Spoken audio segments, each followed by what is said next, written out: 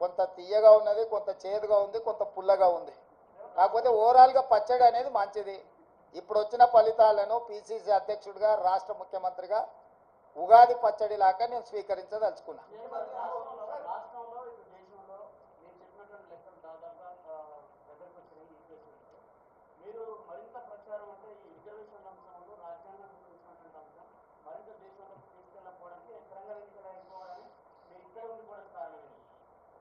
మీరే అంటారు కదనే పరిపాలన వదిలేసి ఇతర రాష్ట్రాలు తిరగబోతున్నాడని. వెళ్తే మీకు ఒక బాధ, ఉంటే ఇంకొక బాధ.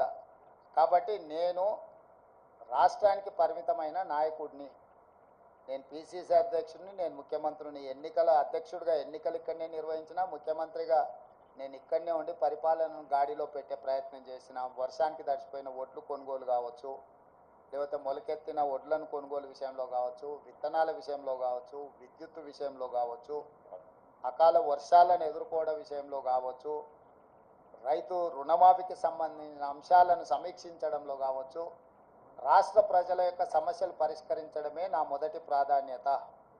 నా బాధ్యత రాష్ట్రానికి పరిమితం. రాష్ట్రంలో ఉండే సమస్యలు పరిష్కరించడం, రాష్ట్రంలో ఒక మంచి పరిపాలన అందించడమే నా బాధ్యత అనుకొని ఇక్కడికే పరిమితమైన.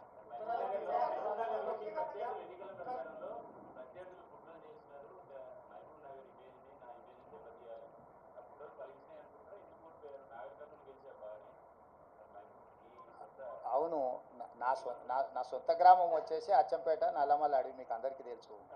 కానీ నేను ముందే చెప్తున్నా మొదటి నుంచే, మా గ్రామంలో మొత్తం ఆ పార్లమెంట్లో ఉన్న దాంట్లో ఒక బూత్లో హైయెస్ట్ మెజార్టీ మా సొంత గ్రామంలో వచ్చింది. మల్లురవి గారు ఎంత ఎంత మెజారిటీ మా గ్రామంలో 1100 ఓట్లు వచ్చినాయంట. సో నేనేమంటున్నానంటే నా గ్రామము నా ఊరు కాదు, కరెక్ట్. అందుకే సిట్టింగ్ ఎంపీ సీటున డిపాజిట్ కోల్పోయి టీఆర్ఎస్ ఓట్లు బదిలీ చేసింది. నేను చెప్పింది కుట్ర అదే. ఆ కుట్ర ఆ రోజు చెప్పినప్పుడు మీరు రేవంత్ రెడ్డి ఏదో బాధపడుతున్నాడు, రేవంత్ రెడ్డి ఏదో ముందే ఓటమిని అంగీకరించి మాట్లాడుతున్నాడని మీరే విశ్లేషణలు చెప్పారు లైవ్లల్లా. ఇప్పుడు నిజాం తేలింది కదా, మహబూబ్నగర్లో డిపాజిట్ పోయింది, చేవెళ్ళలో డిపాజిట్ పోయింది, సికింద్రాబాద్లో డిపాజిట్ పోయింది, మల్కాజ్గిరిలో డిపాజిట్ పోయింది, కరీంనగర్లో డిపాజిట్ పోయింది, నిజామాబాద్లో డిపాజిట్ పోయింది, ఆదిలాబాద్లో డిపాజిట్ పోయింది బీఆర్ఎస్ నాయకులకు. నేను చెప్పింది అదే కదా.